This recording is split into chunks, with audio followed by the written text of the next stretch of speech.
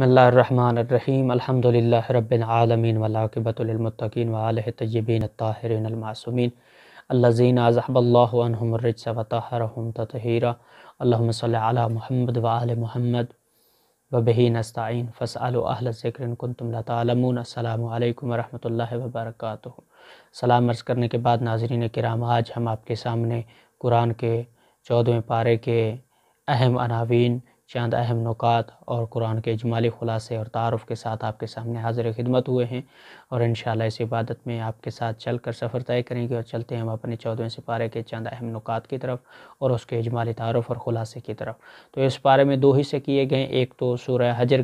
کی جو مکمل آیات ہیں ان تمام آیات اور پوری سورہ حجر کو یہاں پہ ذکر کیا گیا اس 14ویں پارے میں، اور دوسرا حصہ سورہ نحل جو ہے اس کو بھی، سورہ نحل کو بھی مکمل بیان کیا گیا اور اس کے چند اہم نکات اور عناوین کو جو ہے ہم ذکر کریں گے۔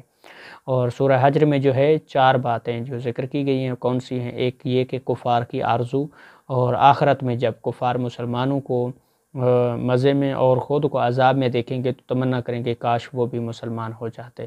ایک اس بات کا اقرار کیا گیا ہے۔ اور دوسرے نمبر پر کہ قرآن کی حفاظت اللہ تعالیٰ نے قیامت تک کے لیے قرآن کی حفاظت کا ذمہ خود لیا ہے، کہ اس میں کوئی تعریف، کوئی تبدیلی، کوئی رد و بدل،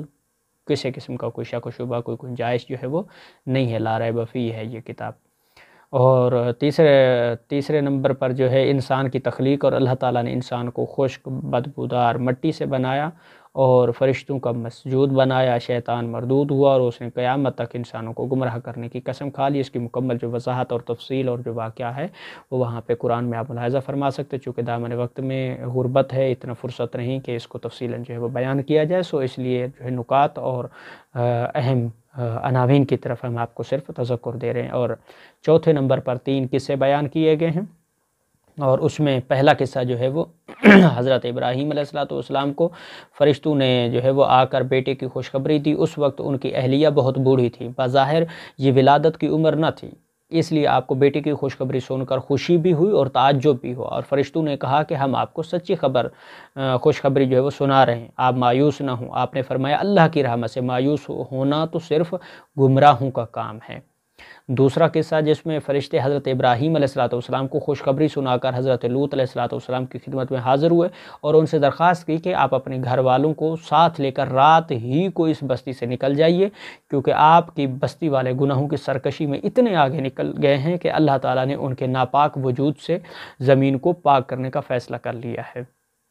اور ان لوگوں کی جڑ جو ہے صبح صبح ہوتے ہوتے کاٹ دی جائے گی۔ اور تیسرا قصہ جو ہے وہ اصحاب الحجر کا ہے، کہ ان سے مراد قوم سمود مراد لی گئی، کہ یہ لوگ بھی ظلم اور زیادتی کی راہ پر چل نکلے تھے اور بار بار سمجھانے کے باوجود بت پرستی کو چھوڑنے کے لیے آمادہ نہیں ہو رہے تھے۔ انہیں مختلف معجزات دکھائے گئے، بالخصوص پہاڑی چٹان سے اونٹنی کی ولادت کا معجزہ، جو کہ حقیقت میں کئی معجزوں کا مجموعہ تھا،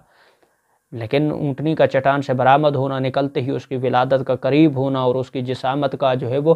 غیر معمولی جو ہے وہ بڑا ہونا، اس سے بہت زیادہ دودھ کا حاصل ہونا، لیکن ان بدبختوں نے اس معجزے کی کوئی قدر نہ کی، بجائے اس کے کہ وہ اسے دیکھ کر ایمان قبول کر لیتے انہوں نے اس اونٹنی کو ہلاک کر دیا۔ چنانچہ وادی حجر والے بھی عذاب کی لپیٹ میں آ کر رہے۔ اور اس سورہ کے بعض اہم نکات جو ہے آیت نمبر 47، یعنی متقیوں کے دلوں میں اللہ نے ایک دوسرے کے لیے دشمنی ختم کر دی، اور روایت نے بیان کیا ہے کہ یہ آیت حضرت علی، حضرت حمزہ، حضرت جعفر، حضرت عقیل، حضرت ابوذر، حضرت سلمان، حضرت عمار، حضرت مقداد اور امام حسن، امام حسین اور اصحاب بدر کی شان میں یہ نازل ہوئی ہے، جن شخصیات کا ہم نے نام یہاں پہ ذکر کیا ہے۔ اور اس کے بعد آیت نمبر 60 ہے، جو حضرت لوط علیہ السلام کی بیوی نبی کی زوجہ ہونے کے باوجود ہلاک ہونے والوں میں سے قرار پائی۔ اور اس طرح آیت نمبر 75 کے بارے میں متوسمین سے مراد روایت میں آیا ہے کہ سب سے پہلے آقا علیہ السلام، اور پھر علی، پھر حسن، پھر حسین، پھر علی ابن الحسین یعنی امام زین العابدین علیہ السلام، پھر محمد بن علی یعنی امام باقر، اور پھر علی کی اولادوں میں سے امام، جو کہ 12 امام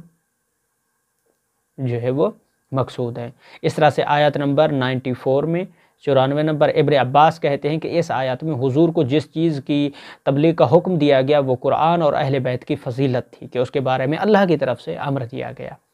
اور اس کے بعد دوسرا حصہ سورہ نحل میں 5 باتیں جو ہے وہ ذکر کی گئی، جس میں نمبر 1 جو ہے وہ توحید، دوسرے نمبر پر رسالت، اور تیسرے نمبر پر شہد کی مکھی، اور چوتھے نمبر پر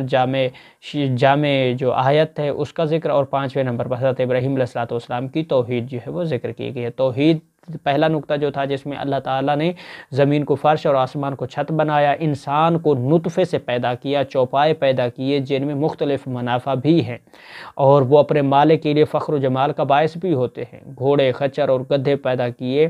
جو بار برداری کے کام آتے ہیں اور ان میں رونق اور زینت بھی ہوتی ہے۔ بارش وہی برساتا ہے، پھر اس بارش سے زیتون، کھجور، انگور اور دوسرے بہت سارے میوہ جات اور غلے وہی پیدا کرتا ہے۔ رات اور دن، سورج اور چاند اور ان کی روشنی کو سب کو ہمارے لیے پیدا کیا ہے۔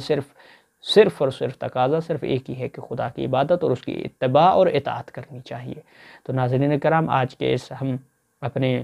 14ویں پارے کے عناوین، اہم نکات اور خلاصے کے ساتھ آپ لوگوں سے اجازت چاہتے ہیں۔ انشاءاللہ کل کے نئے درس اور 15ویں درس کے اہم عناوین، خلاصے اور چند اہم نکات کے ساتھ آپ کے سامنے حاضر خدمت ہوں گے۔ فی الوقت کے لیے آپ لوگوں سے اجازت چاہتے ہیں۔ التماس دعا، اللہ حافظ۔